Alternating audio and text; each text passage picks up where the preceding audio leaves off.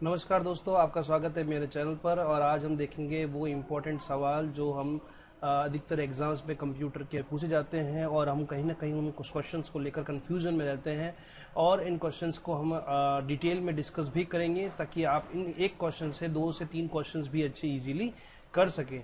तो स्टार्ट करते हैं हमारा ये वीडियो। अगर आप नए हैं मेरे चैनल के ऊपर तो प्लीज़ सब्सक्राइब करना ना भूलें और तो बेल आइकन को जरूर प्रेस करें। चलिए बिना समय गंवाए हम स्टार्ट करते हैं हमारे वीडियो। हमारा पहला क्वेश्चन है कि मॉडेम का पूरा नाम क्या है।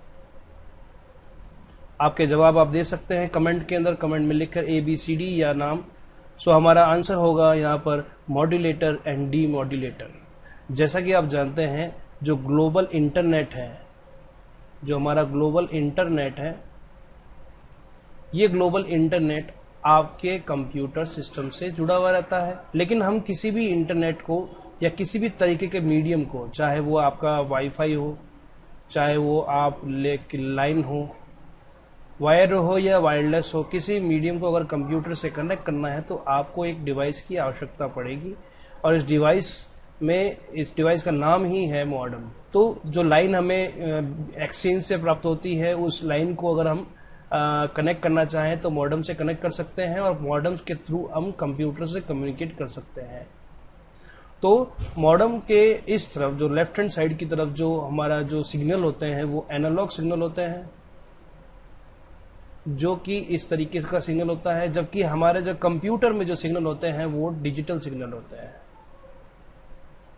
और डिजिटल सिग्नल जो होते हैं वो 0-1 की फॉर्म में होते हैं। तो इस तरीके से एनालॉग सिग्नल को डिजिटल में कन्वर्ट करना और डिजिटल सिग्नल को एनालॉग में कन्वर्ट करने के लिए हमें मॉडेम की आवश्यकता होती है। मॉडेम का फुल फॉर्म होता है मॉड्यूलेटर डीमॉड्यूलेटर। फर्स्ट जो 3 कैरेक्टर्स हैं वो हमारे मॉड्यूलेटर के लिए हो जाएंगे और लास्ट के 3 जो होंगे वो हमारे डीमॉड्यूलेटर की तरह कार्य करेंगे। मॉड्यूलेशन एंड डीमॉड्यूलेशन वो प्रोसेस होती है जिसमें एनालॉग को डिजिटल में और डिजिटल को एनालॉग में कन्वर्ट किया जाता है। लेकिन जब हम डिवाइस की बात करेंगे, हम किसी युक्ति की बात करेंगे, तो हम वहां पर मॉड्यूलेटर एंड डीमॉड्यूलेटर का यूज करेंगे। नेक्स्ट, सीपीयू किन 2 कंपोनेंट से मिलकर बना होता है। जल्दी से आप अपने आंसर्स जो है वो कमेंट बॉक्स में लिख सकते हैं। सो हमारा आंसर होगा ALU and CU। जैसे कि आपने छोटी क्लासेस में पढ़ा होगा कि हमारा जो कंप्यूटर सिस्टम है वो हमारा कंप्यूटर सिस्टम मेनली ALU, हमारा CU और जो इंटरनल जो हमारी प्राइमरी मेमोरी होती है, इनसे मिलकर बना हुआ होता है। तो यदि आपको पूछा जाए एग्जाम में ALU से किससे अभिप्राय है, तो यहां पर हम प्रोसेसर से अभिप्राय है। प्रोसेसर से अभिप्राय होता है ALU का। CU की बात करें तो खासकर मदरबोर्ड जो होता है, मदरबोर्ड CU का काम करता है। और ये दोनों मिलकर प्रोसेसिंग करते हैं। प्रोसेसिंग का अर्थ है कि जैसे आपको अगर कोई डेटा प्राप्त हुआ है, डेटा मतलब वास्तविक दुनिया के सभी शब्द क्या कहलाते हैं, डेटा, और या छोटी से छोटी इकाइयां कहलाती है डेटा। और इन डेटा को हम क्या करते हैं, इन डेटा को हम एक चैनल से गुजारते हैं और उससे हम क्या प्राप्त करते हैं कि इंफॉर्मेशन प्राप्त करते हैं। तो ये जो डेटा से इंफॉर्मेशन बनने की प्रक्रिया है, इसे क्या कहते हैं, प्रोसेसिंग। नेक्स्ट, प्राइमरी मेमोरी का अगर कभी क्वेश्चन आ जाए तो लिख देना सीधा सा रैम। प्राइमरी मेमोरी का सीधा सा कंसेप्ट किससे मिलता है, रैम से। रैम को हम प्राइमरी मेमोरी कहते हैं। तो सेकेंडरी मेमोरी की बात की जाए तो हम कहेंगे सीधा कि हम हार्ड डिस्क की बात कर रहे हैं, हम CD-ROM की बात कर रहे हैं, फ्लॉपी की बात कर रहे हैं, ओके, हम पेन ड्राइव जो हम आजकल यूज करते हैं, पेन ड्राइव, इनकी बात कर रहे हैं। Okay, next question, binary number system की डिजिट को क्या कहा जाता है। जल्दी से अपने आंसर कमेंट बॉक्स में लिख दीजिए। ओके, बाइनरी नंबर सिस्टम की डिजिट्स को बिट्स कहा जाता है। देखिए, नंबर सिस्टम से अभिप्राय क्या है। कंप्यूटर में जो कंप्यूटर साइंस के अंदर नंबर सिस्टम को हमने जो डिवाइड किया गया है वो है हेक्साडेसिमल, दूसरा हम देखेंगे डेसिमल, तीसरा हम देखेंगे ऑक्टल, और चौथा हम देखेंगे बाइनरी। बाइनरी डिजिट 0 या 1 की फॉर्म में होती है, इसीलिए इस 0 1 को हम क्या कहते हैं, बिट्स के रूप में डिनोट करते हैं। ऑक्टल नंबर सिस्टम 0 से लेकर 7 तक होता है, डेसिमल नंबर सिस्टम 0 से लेकर 9 तक होता है, और हेक्साडेसिमल नंबर सिस्टम 0 से लेकर 9 तक, और फिर A B C D E N F तक होता है, जहां पर A बताता है 10 को, B बताता है 11 को, सो ऑन, और F बताता है अपना 15 को। सो आप समझ चुके होंगे बिट्स हमारे किसके लिए होता है, बाइनरी लैंग्वेज के लिए होता है, बाइनरी नंबर सिस्टम के लिए होता है। किस वर्ष में प्रथम ऑपरेटिंग सिस्टम को बनाया गया? 1910, 1940, 1950, 1985। सो हमारा सही आंसर होगा 1950। 1950 के अंदर जनरल मोटर्स कंपनी द्वारा एक IBM मशीन 701 बनाएगी, जिसके अंदर जीमोस नाम का ऑपरेटिंग सिस्टम डाला गया। IBM की फुल फॉर्म अधिकतर पूछी जाती है एग्जाम्स के अंदर, इंटरनेशनल बिजनेस मशीन। चूंकि ये जो सॉफ्टवेयर है, ये जो ऑपरेटिंग सिस्टम है, ये 1956 में इसका ऑफिशियल लॉन्च हुआ था, तो हम कह सकते हैं कि 50 के दशक में यह प्रथम ऑपरेटिंग सिस्टम लाया गया। CTRL मतलब कंट्रोल व शिफ्ट किस प्रकार की कुंजियां हैं? Adjustment, function, modifier, alphanumeric. तो हमारा सही आंसर होगा मॉडिफायर। फंक्शन कीज की अगर बात की जाए तो आपको अच्छी तरह से याद है कि F1 से लेकर F12 तक की जो कीज होती हैं हमारे कीबोर्ड के ऊपर, सबसे ऊपर की होती है, उनको कहते हैं फंक्शन कीज कहते हैं। अल्फा न्यूमेरिक की जो हमारे जितने भी स्पेशल सिंबल्स होते हैं, डॉलर हो गया, हमारा @ हो गया, हमारा % का साइन हो गया, एंड ये सारे ऑपरेटर जो अलग से दे रखे होते हैं, जो 1 से लेकर 890 तक दे रखे होते हैं, ये सभी अल्फा न्यूमेरिक कैरेक्टर्स कहलाते हैं।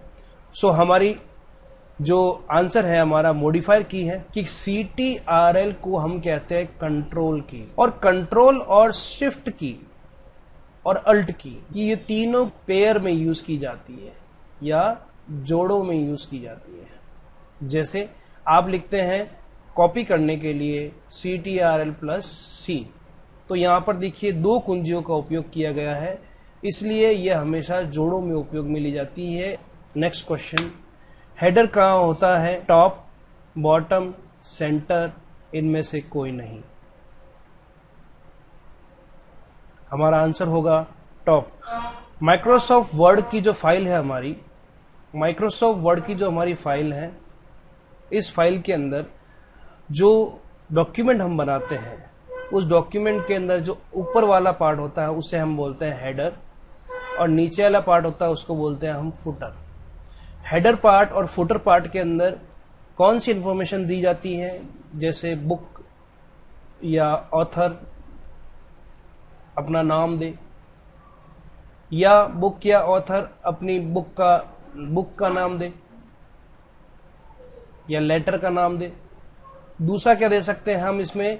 नंबरिंग दे सकते हैं, जिसे हम पेज नंबर कहते हैं, पेज नंबर्स दिए जा सकते हैं। और भी कोई रेफरेंसेस का मतलब, लेट सपोज किसी अदर बुक्स या अदर जगह से आपने कोई रेफरेंस, कुछ इमेजेस आपने यूज की हैं, जैसे बुक नंबर A से आपने कुछ रेफरेंस यूज किया है और आपने यहाँ पर उस इमेज को यहाँ पर यूज किया है, तो आप यहाँ पर नोट करके उस बुक का नाम लिख सकते हैं ताकि कॉपीराइट जो एक्ट है उसका उल्लंघन ना हो। तो इस तरीके से हम हेडर और फुटर का यूज किया जा सकता है। नेक्स्ट क्वेश्चन, एक सेल आपके टंकण या इसके अन्य मानों को स्वीकार करती है जब आप कुंजी दबाते हैं? Enter, control, insert, alt. तो हमारा सही आंसर होगा एंटर। MX एक्सेल के अंदर जो हमारी जो सेल होती है, रो और कॉलम जहां जाके मिलती है, उस पार्ट को क्या बोलते हैं? सेल। ओके, सो इस सेल के अंदर जब हम कोई डेटा एंट्री करते हैं 12 जैसे मैंने एंटर किया, और जैसे ही मैं एंटर प्रेस करूंगा मैं नेक्स्ट सेल में चला जाऊंगा और ये 12 इस सेल के द्वारा एक्सेप्ट कर लिया जाएगा, जो परमानेंट हो जाएगा सेव करने के बाद। नेक्स्ट क्वेश्चन देखते हैं। निम्न में से एक से अधिक कंप्यूटर को जोड़ने की विधि नहीं है, बस रिंग, स्मार्ट, मैश। तो हमारा सही आंसर होगा स्मार्ट। रिंग, बस एंड मैश इन्हें टोपोलॉजी कहा जाता है। टोपोलॉजी का अभिप्राय है कंप्यूटर को जोड़ना, एक से अधिक कंप्यूटर को जोड़ा जा सकता है। बस टोपोलॉजी के अंदर हम कंप्यूटर को इस तरीके से जोड़ते हैं। ये अधिकतर आपको लैन, जो हमारे ऑफिस में लैन लगे हुए होते हैं, वहां आपको देखने को मिलता है।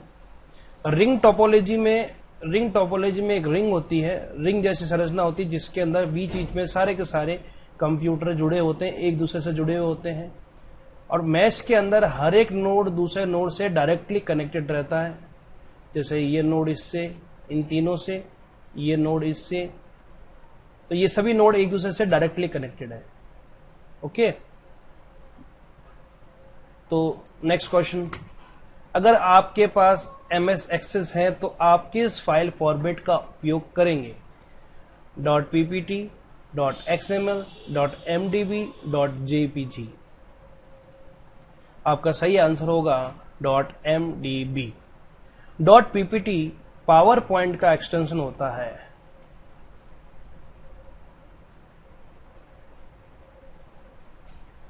.xml ये एक्सटेंसिबल मार्कअप लैंग्वेज, जैसे आप HTML पढ़ते हैं, इसी तरह से एक लैंग्वेज और होती है जिसका नाम है XML, उसके लिए होता है। ये भी डाटा को स्टोर करने का तरीका है, .mdb इसका फुल फॉर्म अगर देखा जाए तो देखेंगे माइक्रोसॉफ्ट डेटाबेस। और एक्सेस में आपको पता ही होगा, एक्सेस ऑपरेटिंग एप्लीकेशन सॉफ्टवेयर जो है वो डेटा को स्टोर करने के लिए यूज लिया जाता है। तो यहां पर आप यहीं से अगर याद करना चाहे तो डायरेक्ट भी याद कर सकते हैं, माइक्रोसॉफ्ट डेटाबेस। और डेटाबेस के लिए किसका एप्लीकेशन सॉफ्टवेयर का यूज किया जाता है? MS एक्सेस का यूज किया जा सकता है। JPG या कहें .jpeg, ये दोनों ही फाइल फॉर्मेट, इनका फुल फॉर्म एग्जाम्स में अधिकतर पूछा जाता है। JPG का फुल फॉर्म होता है जॉइंट पिक्चर एक्सपर्ट ग्रुप। फिर से बोल रहा हूं मैं, joint picture expert group. MDB का फुल फॉर्म हो गया माइक्रोसॉफ्ट डेटाबेस। XML का फुल फॉर्म हो गया एक्सटेंसिबल मार्कअप लैंग्वेज। और PPT का फुल फॉर्म हो गया power point presentation. Next question, किसी डॉक्यूमेंट को प्रिंट करने हेतु वर्ड में क्या कमांड होगा? Ctrl+A, Ctrl+H, Ctrl+P, Ctrl+C। Answer होगा आपका Ctrl+P। Ctrl+P ये यूनिवर्सल प्रिंटिंग कमांड है। ये सभी एप्लीकेशन सॉफ्टवेयर के अंदर Ctrl+P का यूज करने पर आपके डॉक्यूमेंट, आपके स्प्रेडशीट, आपके प्रेजेंटेशन, इन सभी को, हैंगआउट्स, इन सभी को आप प्रिंट कर सकते हैं। Ctrl+A सभी टेक्स्ट को सिलेक्ट करता है, या कह दें कि पूरी डॉक्यूमेंट के अंदर जितना कुछ आपने लिखा है और जितने कुछ आपने फोटो रखी है, जितने कुछ आपने ग्राफिक्स डाले हैं, वो सभी को एक साथ सिलेक्ट करने के लिए Ctrl+A का यूज किया जाता है। Ctrl+C का यूज कॉपी करने के लिए किया जाता है और Ctrl+H का यूज रिप्लेस के लिए किया जाता है। फाइंड एंड रिप्लेस के अंदर Ctrl+H से हम रिप्लेसिंग करते हैं। नेक्स्ट क्वेश्चन, इंटरनल मेमोरी का दूसरा नाम है main memory, main area, main unit और मेन स्क्रीन। तो आपका सही आंसर होगा मेन मेमोरी। हमने देखा था प्रीवियस क्वेश्चन में भी कि कंप्यूटर के अंदर जो पार्ट थे, सीपीयू के जो पार्ट थे, उसमें एक नीचे पार्ट था, उसका नाम था प्राइमरी मेमोरी। प्राइमरी मेमोरी का दूसरा नाम होता है इंटरनल मेमोरी, और इसी का एक नाम और है क्या? Main memory. तो अगर कही जाए कि रैम के लिए अगर कोई भी क्वेश्चन आ जाए तो आप अच्छे से ध्यान रखना कि रैम ही प्राइमरी मेमोरी है, रैम ही इंटरनल मेमोरी है और रैम ही मेन मेमोरी है।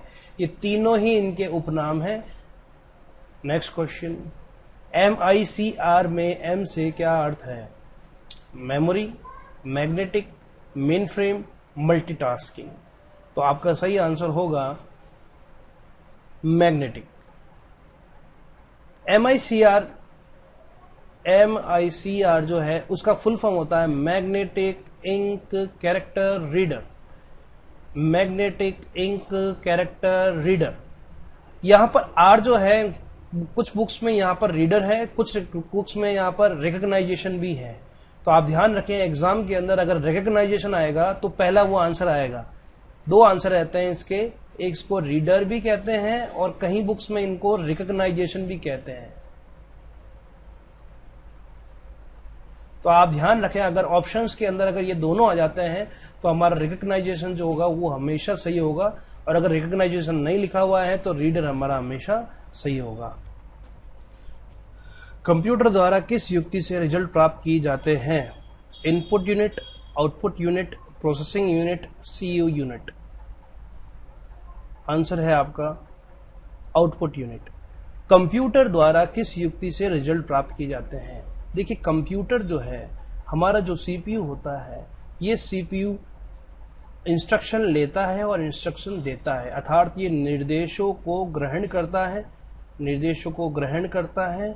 और निर्देश जो होते हैं, निर्देशक या तो कह सकते हैं निर्देश, या कह सकते हैं रिजल्ट, जिसे हम इंफॉर्मेशन कह सकते हैं, इसे क्या करता है? प्रस्तुत करता है। प्रस्तुत करना या प्रदान करना। तो निर्देशों को या डाटा को ग्रहण करना, निर्देशों को ग्रहण करना और उन्हीं निर्देशों को रिजल्ट के रूप में प्रस्तुत करना, प्रदान करने के लिए सीपीयू के अंदर डिवाइसेस लगी हुई होती हैं।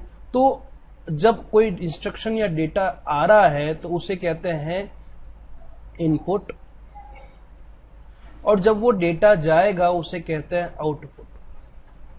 और डेटा आना और जाने के बीच में जो प्रक्रिया होगी उसे कहते हैं प्रोसेसिंग। और जो प्रोसेसिंग के दौरान अगर डेटा आपको स्टोर करना है मेमोरी के अंदर तो उसे कहेंगे हम भंडारण करना या स्टोरिंग करना। स्टोरिंग करना कहलाता है। इस तरीके से कंप्यूटर की एक्टिविटी परफॉर्म होती है। तो हमारा इनपुट डिवाइस, ये यहाँ पर इनपुट डिवाइसेस लगते हैं जो इनपुट करने का काम करते हैं, और यह हमारा आउटपुट डिवाइस लगते हैं जो आउटपुट प्रदान करने का काम करते हैं। नेक्स्ट क्वेश्चन, डाटा को इकट्ठा कर सूचना में परिवर्तित करना कहलाता है कंपाइलिंग, प्रोसेसिंग, इंपोर्टिंग, एक्सपोर्टिंग। तो हमारा सही आंसर होगा प्रोसेसिंग।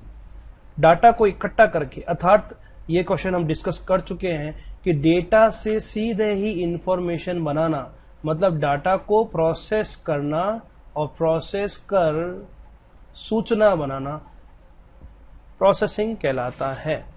कंपाइलिंग शब्द से अर्थ है कि कंप्यूटर में यूजर या प्रोग्रामर के द्वारा कोई प्रोग्राम लिखा जाता है और ये प्रोग्राम कंप्यूटर मशीन भाषा में, कौन सी भाषा में? मशीन भाषा में परिवर्तित कर देता है। तो इन दोनों के कन्वर्जन के लिए, ये तो होती है मनुष्य की भाषा, ये मनुष्य की भाषा है और ये मशीन की भाषा है। तो मनुष्य की भाषा से मशीन की भाषा में कन्वर्ट करने के लिए हमें एक ट्रांसलेटर की आवश्यकता होती है। तो ये ट्रांसलेटर तीन टाइप के होते हैं, एक होता है कंपाइलर, एक होता है इंटरप्रेटर और एक होता है असेंबलर। तो एग्जाम में क्वेश्चन आ जाए कि निम्न में से कौन सा एक ट्रांसलेटर नहीं है, तो आप ध्यान रखेंगे ये तीन ट्रांसलेटर होते हैं जो मनुष्य की भाषा को मशीन की भाषा में परिवर्तित करते हैं। मशीन की भाषा से मनुष्य की भाषा में परिवर्तित करने का कोई भी तरीका मौजूद नहीं है। इंपोर्टिंग एंड एक्सपोर्टिंग से अभिप्राय है कि आप किसी डेटा को कंप्यूटर में स्टोर कर रहे हैं या कंप्यूटर से किसी डेटा को बाहर भेज रहे हैं। तो यहाँ इंपोर्टिंग और एक्सपोर्टिंग कंसेप्ट गलत आंसर होगा। कंपाइलिंग ट्रांसलेशन होती है, डेटा सूचना में ट्रांसलेट नहीं होती है, परिवर्तित नहीं होती है, लेकिन प्रोसेसिंग हमारा एकदम सही आंसर रहेगा। नेक्स्ट क्वेश्चन, कंप्यूटर में स्थायी मेमोरी है रैम, रोम, सीडी रोम और सीयू कंट्रोल यूनिट। तो हमारा सही आंसर होगा रोम। कंप्यूटर के अंदर रोम और रैम दो चिप्स लगी हुई रहती हैं। रैम चिप्स और रोम चिप्स, रोम का पूरा नाम होता है रीड ओनली मेमोरी। तो अगर आप ध्यान से देखें, रीड ओनली मेमोरी आपने भी देखी है। जब हम कंप्यूटर को स्टार्ट करते हैं तो शुरुआत के अंदर कंपनी की कुछ इंफॉर्मेशन लिखी हुई आती है या कंपनी का लोगो बना हुआ आता है। जैसे गीगाबाइट है तो गीगाबाइट का जो लोगो बना हुआ आता है, इंटेल है तो इंटेल का लोगो बना हुआ आता है, या इसके अंदर कॉन्फ़िगरेशन जो हमारे कंप्यूटर में क्या क्या डिवाइसेस जुड़ी हुई हैं उसके बारे में लिखा हुआ आता है। तो ये सारी की सारी इंफॉर्मेशन जो कंपनी बताता है, जिसने वो मदरबोर्ड बनाया है, वो किस में लिख देता है, रीड ओनली मेमोरी में लिख देता है। जबकि हमारी रैम जो रैंडम एक्सेस मेमोरी है वो हमारे कंप्यूटर को सुचारू रूप से चलाने का काम आती है। जो हमारा ऑपरेटिंग सिस्टम होता है, ऑपरेटिंग सिस्टम जो होता है जिसे हम क्या कहते हैं, विंडो, हमारा विंडो 7 हो गया, 8 हो गया, 10 हो गया, ये हमारे विंडोज हो गए, लिनक्स हो गया, ये ऑपरेटिंग सिस्टम को रैम में लोड किया जाता है और ये ऑपरेटिंग सिस्टम रैम ही इसको चलाती है। तो अगर कहा जाए कि कंप्यूटर की स्थायी मेमोरी कौन सी होगी तो हमारी रोम होगी, और कहा जाए कि कंप्यूटर की अस्थायी मेमोरी कौन सी होगी तो हमारी रैम होगी। तो रैम के बारे में एक चीज और हमें पता चली है कि रैम जो है वो हमारी इंटरनल मेमोरी है। फिर से हम देख रहे हैं इंटरनल मेमोरी है। रैम ही हमारी प्राइमरी मेमोरी है, प्राइमरी मेमोरी भी यही है, और रैम ही हमारी मेन मेमोरी है। और यह स्थायी मेमोरी नहीं है, एक अस्थायी मेमोरी है। Okay, next question.